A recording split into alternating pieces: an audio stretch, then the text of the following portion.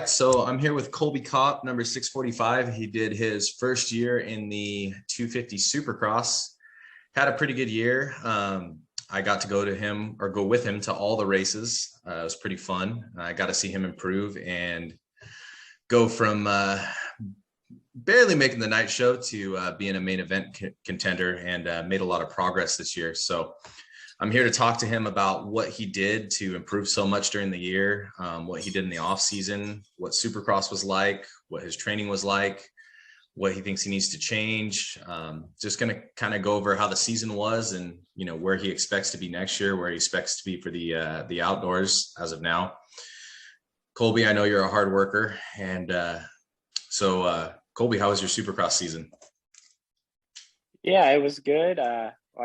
Showed up to round one with some confidence from because in 2021 I did, like, they called it COVID cross because there's no fans allowed and stuff, and it was kind of weird. It was the West Coast Supercross, but it was more on the East Coast, and I didn't get to do all of them. I only did a few, and so that was kind of like just a learning step for me. And I made a few night shows with that, and then kind of just took that as practice. Like, didn't stress about that year just because it was first year learning, and then all the COVID problems. So like training was off, tracks were just off of like a real season. So coming into 2022, I was kind of confident because I had a really good outdoor season in 2021, where towards the end of it, I was progressing a ton with my speed. So I came into Supercross kind of confident. And then round one, they hit us with a pretty tough track with some hard whoops and stuff. So I struggled with qualifying. But going into Supercross, I was pretty much doing all my training on my own. I didn't have a trainer. I was just waking up every day, going to the track, hammering in my motos, and going to the gym and stuff. So I was trying to do Supercross on my own just because as a privateer, I was trying to, do all the funding to where I could afford to be in SoCal, afford to ride the $75 Supercross tracks, afford the race bike, all that stuff. And then I showed up to round one, and it was kind of an eye opener that, okay, I need a trainer. Like, I'm putting in plenty of work. I'm doing all the right things, but Supercross is all about like the fine tunings. Like an outdoor track, we've been riding them for our entire lives. So we can go out there and we can pin it, and we can get away with it in some areas, to where Supercross, you can't just hop on it and pin it. You got to be precise in every little aspect of it. So I needed to get a trainer. And once I did that, I started working with Jay Whipple that next week, after that Monday after A1. And I show up to Oakland, and I'm battling for a main event position in the heat race. So it just goes to show Supercross, you need a little bit more fine tuning compared to just hopping on an outdoor track. But Jay Whipple helped me out a ton, and I just improved every week. And I started becoming like the fighter to be in the transfer spots to these main events. So I worked my butt off all season, and I'd like to say I deserved to be in the main events, but you were with me. Not everything went my way. Some things were my fault. Some things were not my fault, but it's racing dirt bikes, and it happens. Yeah. I mean, I remember the first round, because I did arena cross and did a Supercross, and I remember whoops, and I remember standing with you at the whoops looking at them, and I'm like, dude, don't say anything to Colby about the whoops because they were so big. And then I watched you go through them, and I'm like, oh man, it's going to be a long West Coast season, that first round. And then the second round, I remember I had to yell at you for going around them 10 times in the practice. And then I had to ask you if you were scared, and you're like, oh, I'm not scared. But, and then we came to the last two rounds, and the very first lap, you would just pin it through them. No problem. Like they weren't even there. So, I mean, we went from round one where I was just waiting to see you up in the stands through the whoops every lap. And then, the last 2-3 rounds, I never worried about the whoops at all with you. Like, you went through the whoops and you looked perfectly fine every time. So you could see that, your training and stuff, it made a big difference, working on your technique and, getting through the whoops good. And so, that was a huge improvement. And then your rhythm sections too. I remember when you first started out, you were really inconsistent through the rhythm sections. You would go triple, triple, triple in one section, and then you double, single, double the next section. And then by the end of the series, I mean, you were triple, triple, triple through every rhythm section, never had a mistake, so it was just little improvements and, working on technique. Like how did you get the consistency down through the rhythm sections?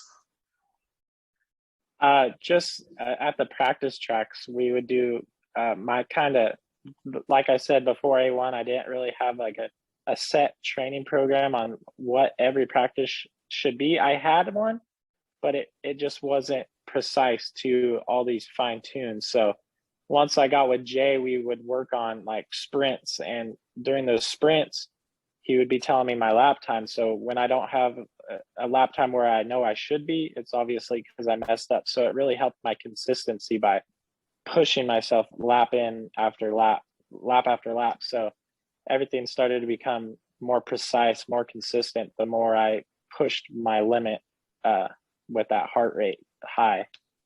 Yeah, no, I noticed that because like I remember at the first couple rounds, you would over jump a little bit in a rhythm section, and then you would let up and roll it or double it. And then it would just be like, teeter totter through the whole rhythm section. But at the end, I remember you would come up short, you would still go through, hit the rhythms, you would come up a little long, you would still go for it. So you could see like the consistency and how that was paying off. And I mean, you went from really not having a chance at the first round, like it was a struggle to make the night show, but then you got it to where you were a main event contender. And I mean, I know, we both know you should have made the last three, but hey, stuff happens, and it's hard. It's not like you guys are going out and just running a fast time and that's what gets you in. You got two races and one of them's real short to get in. So you got to kind of take it as it comes. And, it was really your first year. So, next year I think is going to be really good for you. And I know you're not going to go, do something you shouldn't do and, slack off because you're going to work hard. I mean, I've been around you long enough that I know that's not the person you are. So you're going to keep working hard. So I think, coming into the outdoors, you rip on outdoors, you ride outdoors really well. I think outdoors is going to be really good for you. The Supercross, your improvement was amazing. It was fantastic. I mean, it was, you were getting mad at me at the last two rounds because I wasn't putting anything on the pit board. And I told you I didn't have anything to say because you were riding so good. The first two rounds, how many things was I putting on the pit board? Throwing my hands up. Like, it was like, dude, come on, man. So yeah, huge improvement. I mean, like the last two rounds, I mean, you're there in the fight. So, that's all you can ask for. I mean, making a main, that doesn't matter. It's just about improving. So, you improved every single round and you got to that point where you can make mains. So now you're at that point. So next year you'll go in, you'll make mains and you'll be, along for the ride. Once you get that one main in, you're in. And if you're going to make them from every time there on out. But yeah, huge improvement this year. I mean, from qualifying 38 to qualifying 21st was your best qualifying. Yeah, that was the best one in Seattle. Yeah, Seattle 21st, and I think you were 28th or 29th the last one. And that's those are awesome qualifying times. Up there with the factory guys. Beating out some of the factory guys in qualifying. And that's fantastic on a privateer bike. With very minimal support. I mean, I know there's a lot of people that support you, but you're not pitting out of a semi or it's all mom, dad, and Colby and the family, Patrick. And So yeah, like with that, I do have some questions for you. So last year, you rode outdoors. I watched you at Hangtown. I was there with you at Hangtown, and you had some issues. You caught your foot. You got a top 20. But it seems like this year you did something with your training to get your endurance a little better. What did you change from the outdoors to this year?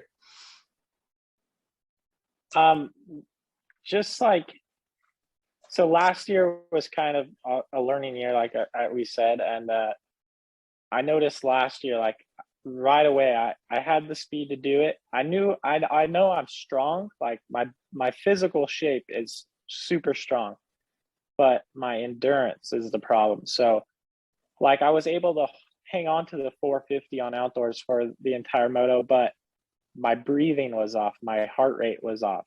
And now this year, I I just kind of studied some different videos on YouTube, studied other pros, their trainings, and I studied like more of how my heart works, how my lungs work, stuff like that, and I just learned how to train it better inside the gym during my cardio, stuff like that, with all these different heart rate zones and like where my heart feels best, and training in that area. And I built my heart up quite a bit, and I like I graduated high school in 2020, so I was a football player, and I was pretty big. So I going into this year's Supercross, I focused on losing weight, just trying to slim down. Not that I was fat, but I just had too much muscle. I was too big for a 250.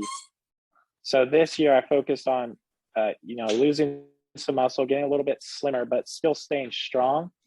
And I feel a lot better with my body on the dirt bike. I feel like I move a lot better, and just I don't know. It just made me feel all around better with all aspects of my body onto my dirt bike. So you pretty much started training smarter, not harder, basically. Just try to keep it in the right zones. And in a way, I have days where it's just, pretty much train smart. And then there's days that I wish I could just go to sleep because it's a pain in the butt. Yeah. So you try to balance the light training with the heavy training and try to be fresh on your bike, and Yeah, because I feel like with these pro races, in order to qualify, for the mains, it's all about intensity because you have to put in one fast lap, so it's high intensity. So I worked a lot on my like high intensity interval training during the off season, and I still do it a couple of days out of the week, not as much because obviously we have to go racing every weekend, so I can't burn out my body during the week, but I still focus on it a little bit because that's what helped my heart out and my lungs a lot, because they got trained to be at that high intensity. So I'm not, out of breath within the first fast lap I do. Yeah, and that's kind of, it's hard to find a balance between, you have to run a fast qualifying time, right? Like, and at your level, when you're just like, initially it was like, okay, let's just get into the night show. So that's the first thing you want to do, right? First Supercross you want to get in the night show. So like your main focus should be intensity. You're not worried about lasting for 20 minutes, right? You just want to run a fast lap time to get in the night show. But then when you start becoming a main contender, you got to keep that intensity, but you also have to build your endurance too. You can't be solely intensity based, right? Does that make sense? Yeah. It kind of, your training like regimen has to adapt to how you progress. So everything's progressing alongside of you, I feel like. Gotcha. Yeah. So what do you do a lot of guys, professionals like yourself, what do you do on the bike when you train? Like, do you go out with a plan every time you ride? Is there stuff you're going to work on? Do you write it down? Do you have it in your mind? Like, what, every time you ride, do you have a set of goals? Like, how do you go about practicing?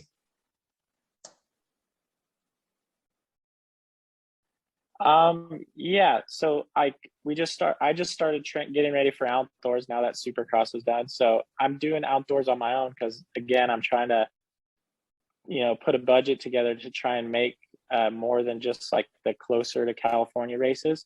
I would like to do all 12, so I'm trying to put a budget together, and affording a good trainer down here, plus living down here in Southern California full time is a little hard for me.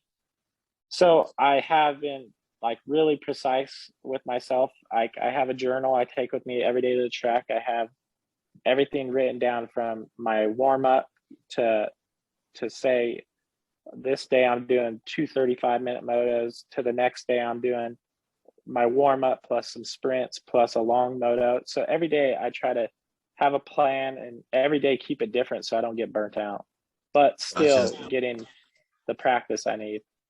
So I'll kind of jump forward to another question I want to ask you. Like, if you could give a young kid advice that is you 5 years ago, right? Riding intermediate at the local tracks at Oatfield or, our local stuff, and they're aspiring to be like you in the Supercross series, would you say start develop, I mean, you still want to keep it fun, you want to make racing fun, but like, do you think structure is really important? Like when you go ride, when you practice, having some kind of structure when you ride, or should you just keep it fun until it's time for Supercross?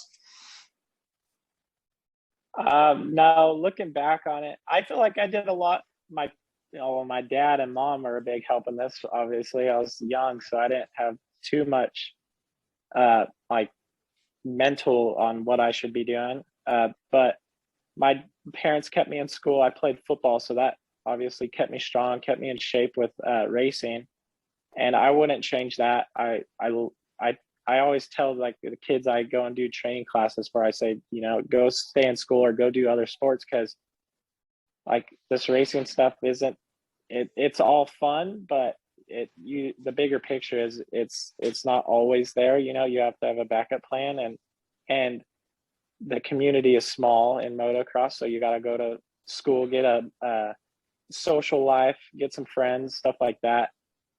And then like I wish when I was younger I wish I had like better bike setup, and I wish I focused more on like getting in the gym and focusing on the stuff I know now about like heart rate, lungs, because my cardio was weak when I was an amateur too. So if I would have worked on that, it wasn't like I could do motos easy. Amateur races, they're 6 to 10 laps, so Yeah. that's not a problem.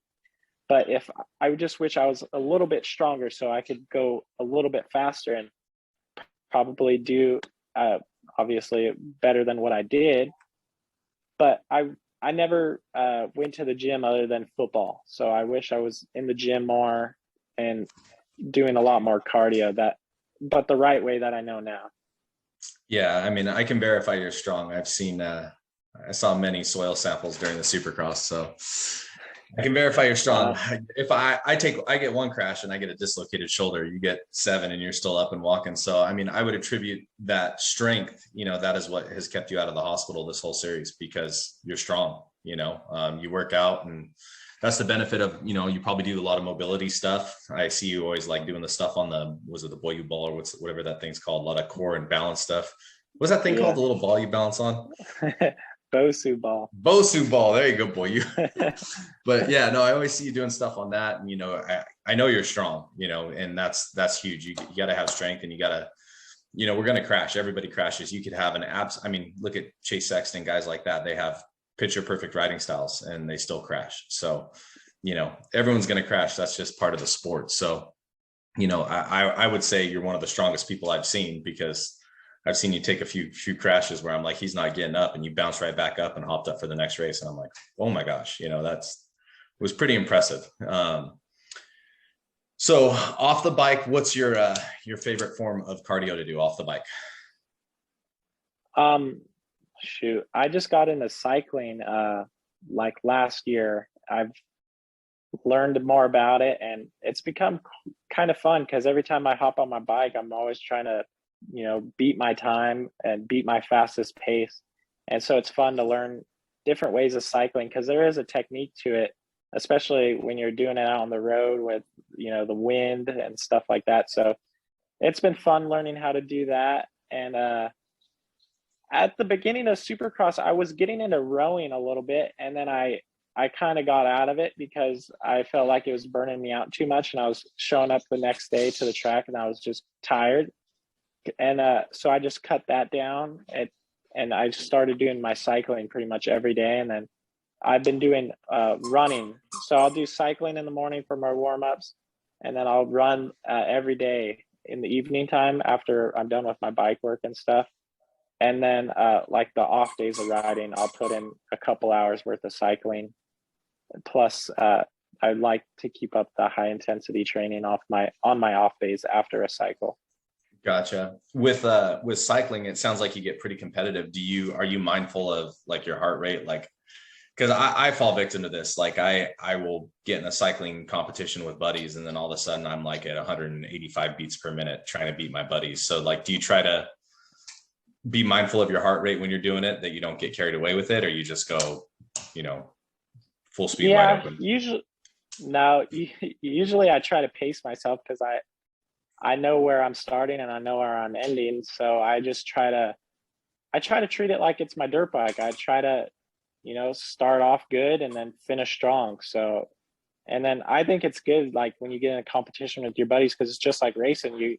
You're racing against someone, so your heart rate's going to get up, and realistically, it's just training like you're on your dirt bike. So it's good, I think.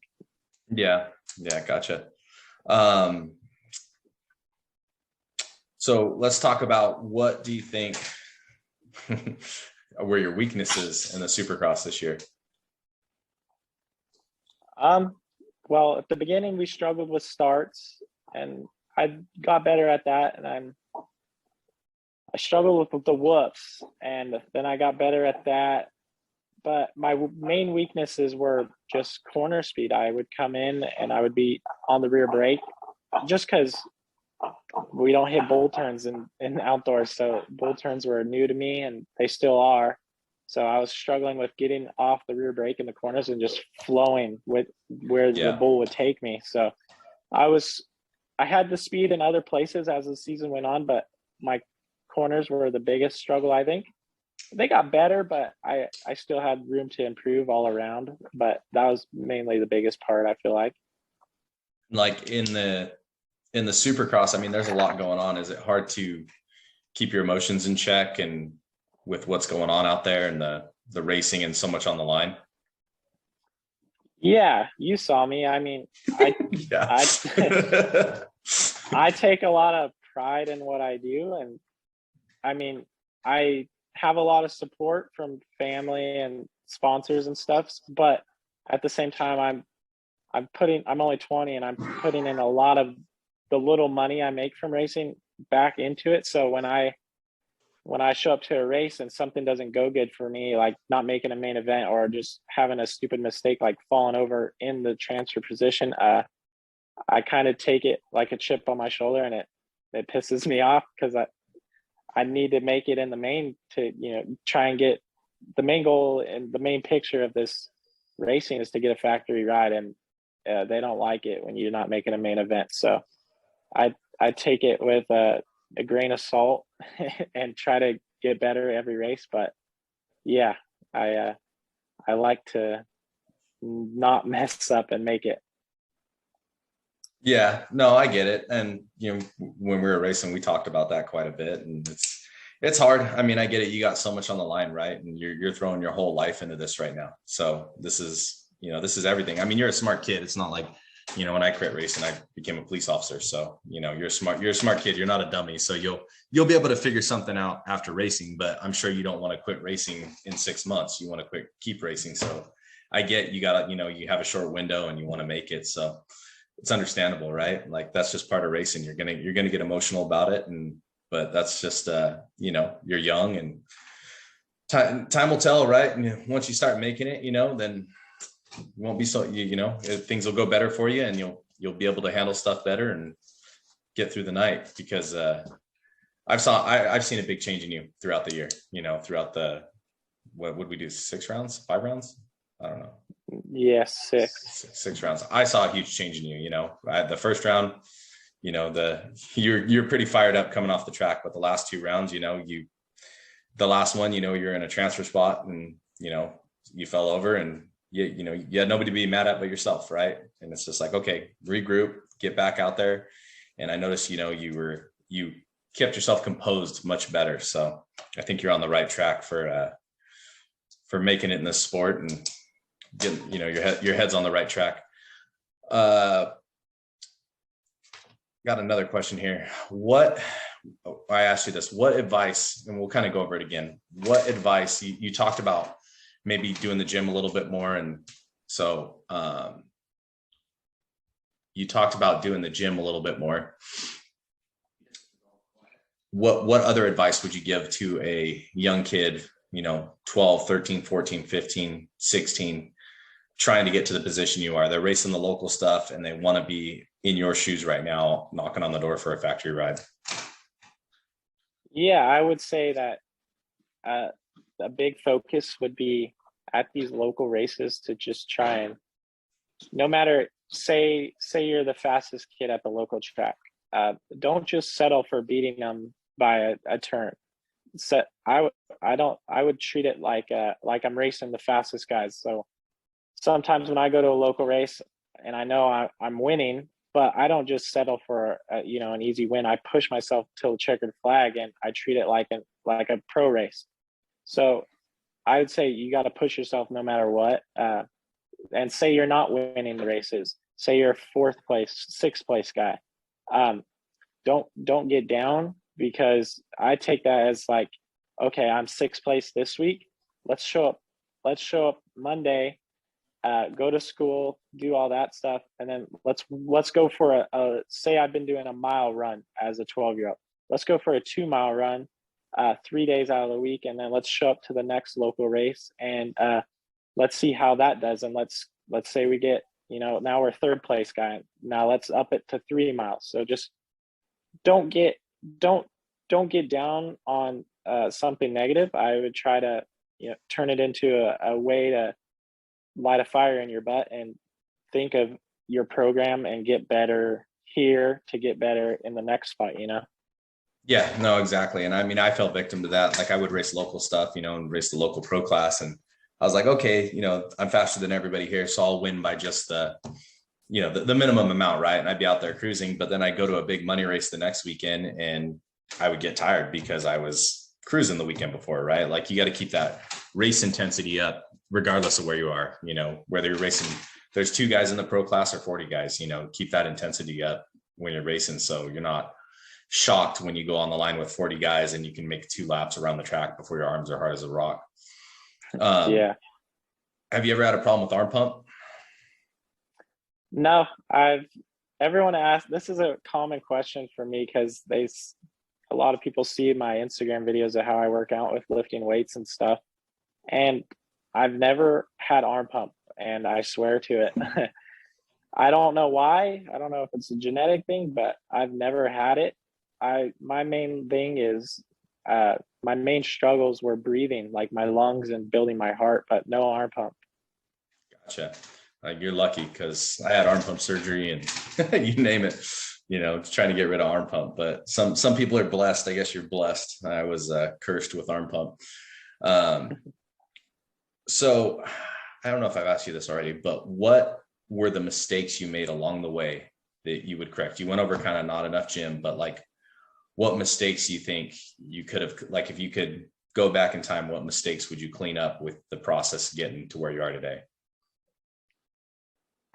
Like focusing more. I went to Loretta's twice, and I wish the first time wasn't so much of my fault. It was kind of just a learning experience. I went in the 250C class at 13 years old on a 125, and during the practice day, I was setting the fastest lap times in the 250C class, but I was on a 125, and they ripped the start every race. So I didn't get a start. So I wish I waited until I was about like 14 or 15 and went in there with some more smarts, more brain, because I'm more developed. And I wish I went there to, try and win a title. And then I went in the B class a few years later when I was 16. And I wasn't really prepared for it. I thought I was training right, but I wasn't ready for the humidity, and I had the speed, but just I wasn't fully prepared. Everything wasn't ready. So I wish I would have came into it more focused and more prepared, like I do now. But if that stuff would have never happened to me, if I would have just been perfect, I would have never learned anything. So you got to mess up in order to learn. Yep. Like they said, if we knew then what we knew now, right? Like you're going to go through that your whole life, regardless of what it is, right? You're going to look back on stuff and, oh man, if I would have done this, I would have done that, but that's just part of life. Right. So, yeah. So I think this is the last question I have. What do you need to improve on to get yourself into the mains next year? I mean, I got to put myself in better positions. I got to get good starts every race. I gotta run with the good guys and not make any mistakes, be consistent.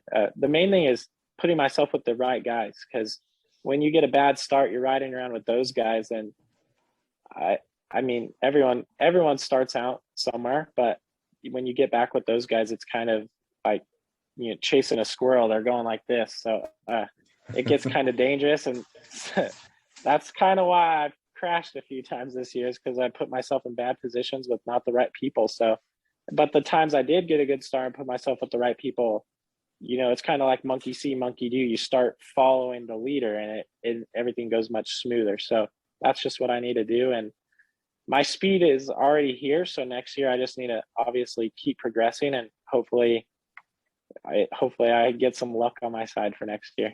Yeah, I mean, that's the thing, right? Like, you can't always, wash the front end out. Like, there's going to be a time when that's not going to happen and you get in the main. It was just, or somebody, jumps in front of you and takes your front end out or causes something. It's like, you just need luck on your side and you'll get in. I mean, like I said, it was a huge improvement. You're right there. I mean, like, I really don't, your speed will improve, but you're there. You're a main contender. So that's huge, right? Like, you left the series as a main contender. So next year you'll be in there and hopefully getting some top 15, maybe some top 10s. The way you work and how hard you work at it, I think that that's not going to be an issue. So closing it out, anything else you want to add? No, nothing. Good. How about who helped you get to all the races? We know mom, dad, family. Yeah, well, mom, dad, for sure. They're always there for me, and they're the backbone to how I get there. My whole family is always there for me. They're always cheering me on, texting me. All my friends always cheering me on with social media and stuff like that. But I've been doing title sponsors for the races. So like those families that do that, like the Finelli family, Seagraves family, the Price family, Carlucci family, the Brazils, the Deathridge family, Orchard Right. There's a bunch of families that, they help me. They see something in me. So they donate to me, and they help me get to these races, and they help, me chase my dreams. So I can't thank those guys enough. And then there's like AEO Power Sports, Fist Handwear, Fly Racing, 100% Goggles. Everyone helps me so much, and I can't thank them enough to help me keep chasing my dreams. All right. Well, if anybody wants to help Colby Copp out for the outdoors or Supercross next year, hit him up. Where can they get a hold of you? Instagram is probably the best place. It's just my last name, COPP45. Just shoot me a DM if you want to be a part of my program, and we'll get going. Sweet. All right, man. Nice chatting with you. I'll see you at Pella, buddy. Yep. Thanks, Billy. All right, cool.